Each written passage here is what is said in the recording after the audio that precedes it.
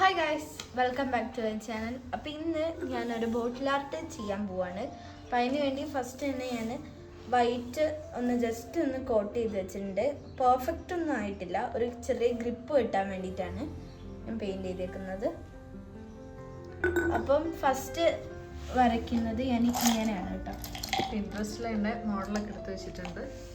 അതിന് വേണ്ടിയിട്ടുള്ള കളേഴ്സ് നമുക്ക് ഫസ്റ്റ് പിക്ക് ചെയ്യാം. അപ്പോൾ ആമി ഓരോ കളേഴ്സൊക്കെ ഇങ്ങനെ എടുത്ത് വെച്ചിട്ടുണ്ട് കേട്ടോ, അവർക്ക് വേണ്ടതൊക്കെ. വേണ്ടല്ല, എല്ലാ കളേഴ്സും നമ്മൾ എല്ലാ കളേഴ്സും വേണം. അപ്പോൾ അവള് ചെയ്യാൻ വേണ്ടി പോവാണ്. ഇത് ഭയങ്കര ഈസിയാണ്, ചെറിയ കുട്ടികൾക്ക് വരെ ചെയ്യാൻ പറ്റും. കാരണം എന്താണ്, ഒരു കുഞ്ഞു സ്റ്റെപ്പ് മതി ഇതെല്ലാം ചെയ്ത് തീർക്കാൻ. സിമ്പിൾ ആയിട്ടുള്ള, ഈസി ആയിട്ടുള്ള അല്ലേ.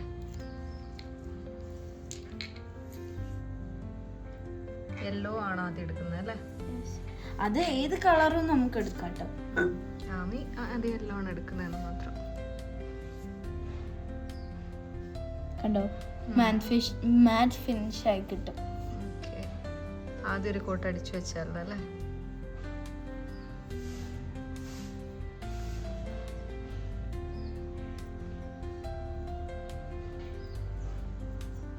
പൂച്ചേൻ്റെ ഷേപ്പാണ് നമ്മൾ വരുത്തുന്നത്. അപ്പോൾ നമ്മൾ പൂച്ചേനെ ഫസ്റ്റ് കോട്ട് കഴിഞ്ഞിട്ടുണ്ട്. നമ്മളീ ചെവിയാണ് വരയ്ക്കുന്നത് കേട്ടോ. ചെവി വരച്ചു കൊടുക്കാം അല്ലേ? ചെവി വരച്ചു. നമ്മൾ വേറെ ഒരു ബ്രഷ് എടുത്തിട്ട് ഇനി ഏതാ കളർ നമുക്ക് കൊടുക്കുക? അമ്മ പറ. ഇനി ഏതാ പാപ്പുന് ഏതാ ഇഷ്ടം? ബ്ലൂ വേണോ?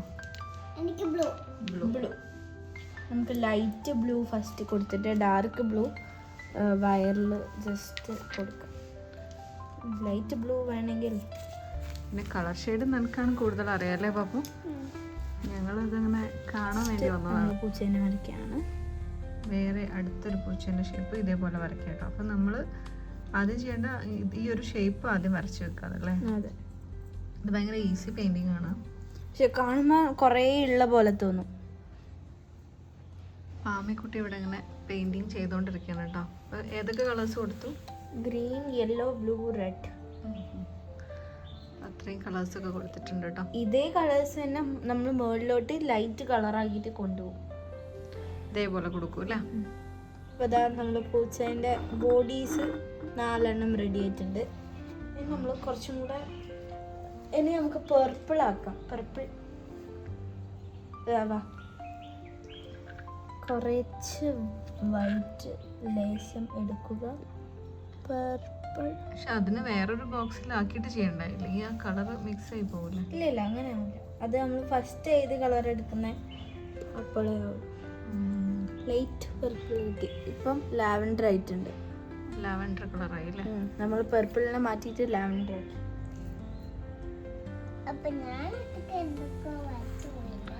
പാപ്പു ഇവിടെ ഭയങ്കരമായിട്ട് ഡ്രോയിങ് ഒക്കെ ചെയ്യുന്നുണ്ട് കേട്ടോ. എന്നെ പോലെ ഒന്നുമല്ല ഗൈസ്.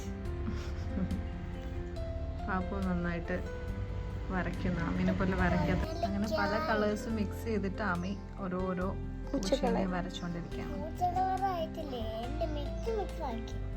മിക്സ് ആക്കിയോ പാപ്പു? നമുക്ക് ശരിയാക്കണം ദീപിനെ. എല്ലാ പൂച്ചക്കുട്ടികളെയൊക്കെ വരച്ചു കഴിഞ്ഞു. ഇനി ഇവിടെ ഇങ്ങനെ ഒരു ബ്ലാക്ക് ആക്കി കൊടുക്കണം മേലെ അല്ലേ? പിന്നെ ഇതിനിങ്ങനെ ബ്ലാക്ക് അടിച്ചു കൊടുക്കണം അല്ലേ? യെസ്.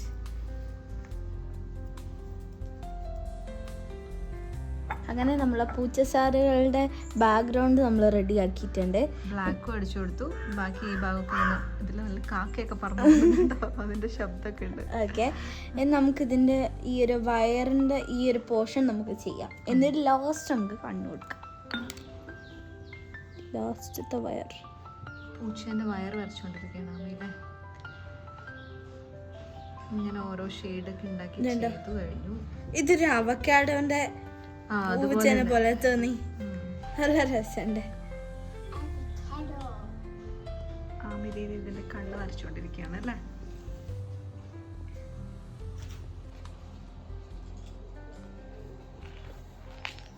ഒറ്റക്കെന്നെ ഹെൽപ്പ് ചെയ്യണമ്മ.